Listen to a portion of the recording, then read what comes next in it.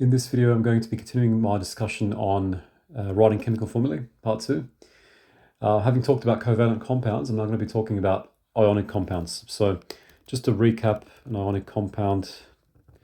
So it's a compound formed between a metal and non-metal atom via the transfer of an electron or electrons. Okay, the most typical example is that of table salt, NaCl. So table salt is made of sodium and chlorine, NaCl. Now with actually naming this, it's sort of similar to naming covalent compounds, but there's one added step. So step 1, we need to make sure that metal is first. What do I mean by that? Well, in this case, NaCl, it's already written first, so we keep it as it is, NaCl. So sodium and chlorine. Okay. Step 2. We don't write prefixes in this case. There's no need to. We write sodium, just like in the covalent compound case, the chlorine becomes chloride, sodium chloride.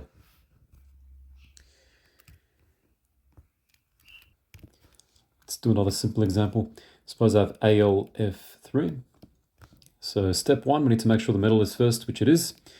So we can write aluminium, Al for aluminium, F for fluorine.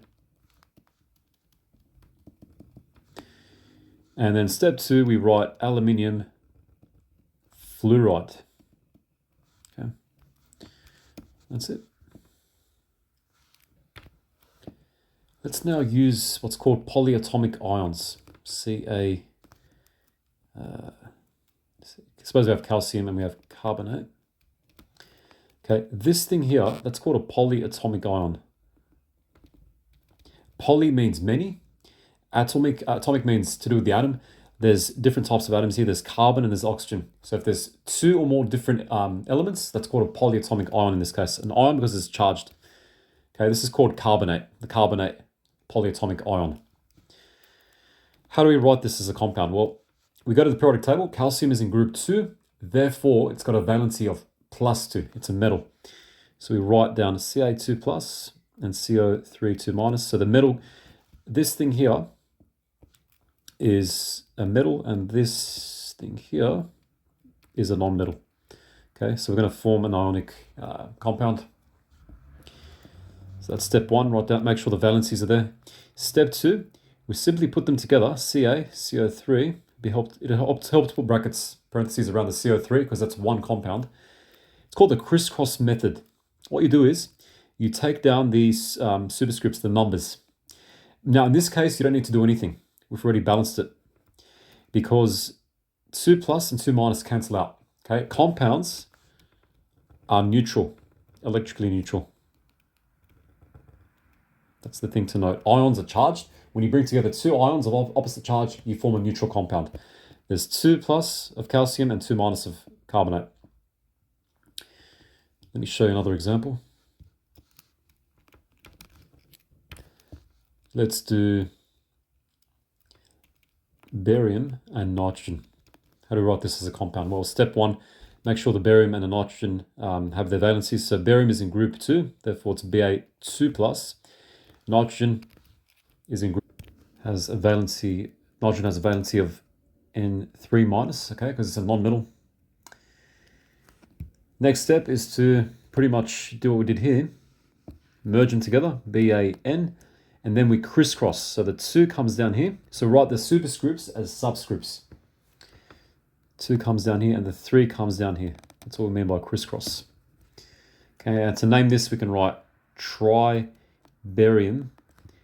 dinitride. Nitrogen becomes nitride. All right, prefixes are there. Let's keep going. Let's do NH4 plus and oxygen. Okay, NH4 plus, this is called the ammonium polyatomic ion.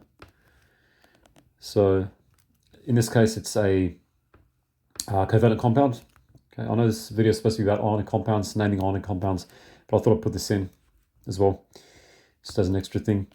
So it doesn't matter which order we put it in. Let's rewrite the ammonium. Oxygen has a valency of 2 minus, right? It's a non-metal on the periodic table. And now we combine them. The next step, put brackets around here, parentheses. Now, the rule is with these, if there's nothing, no number in front of the plus or minus, you don't bring it down. In front of the O, in front of the minus here, there's 2, so we put a 2 here, and then O. Okay, this is diammonium oxide. Let's keep going. Let's do lead. I'll give you the valency in this case. Lead and carbonate. This is called the carbonate polyatomic ion. That's carbonate. So this is an ionic compound. So let's put the metal first, which it is. It's already located in the first position. So we put PbCO3 parentheses crisscross. Bring down the 4. Take the 4 down. The 2 comes down. That's what we get. We get di lead. So the 4 is tetracarbonate.